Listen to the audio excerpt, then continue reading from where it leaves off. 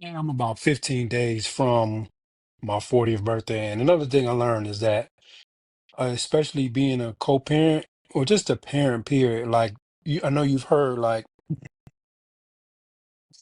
father's rights. And it's kind of useless to have father's rights, mother's rights, or just rights, period, if you ain't gonna do nothing with it. So it's cool and cute and oh man, I got rights as a father. Yeah, that's cool and cool because you're not getting your way right now. But if you're not gonna do nothing with it, with those rights that you have, those privileges that you have, like all of the things that, and I talk about this often in other spaces where everything comes with a responsibility.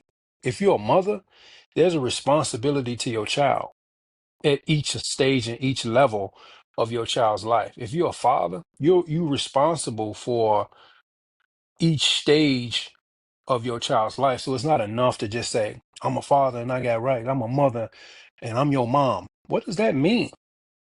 What does that mean when you have grandkids? What does that mean when your child is having an issue? Your responsibility to them trumps your position and your title.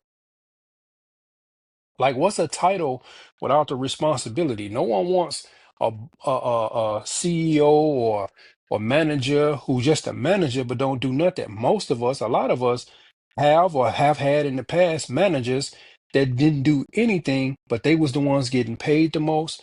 They was the ones who was um they was of status, they had the responsibility, but they didn't do anything with the responsibility. You were the one doing all the work. So what is it that if the child has to do all of the work, they have to do all of the calling, has to do all of the reaching out, have to do all of the continuously to keep the relationship going, and you the parent, you the mother, you the father. What is that? If you're a mother or you're a father and the child has to continue to foster a relationship with you at every stage and every level of that child's life up until whenever, forever, because if a child has to honor you forever, then you have to honor your kids with continuously help them elevate and help them grow, even throughout adulthood. So it's cool and cute to say, oh, I got a father's rights, or I got mother's rights, or I'm your mom. You know, we know a lot of, especially in the African American community, oh, I'm your mother, I'm your mother. Well, what does that mean? Like, what does that mean for you, for the person that's saying that? What does that mean for you, for the person that feels that that title should weigh so much to that person, to that adult child, like, or that adult kid, or like, what is that supposed to mean?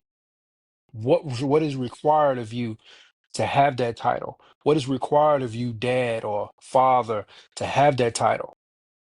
And if it's just being, that's unfair. I don't need you because it's too much life, it's too much experience that you have, or too much that I need or you need as a young adult or adult, that just your title ain't gonna get it.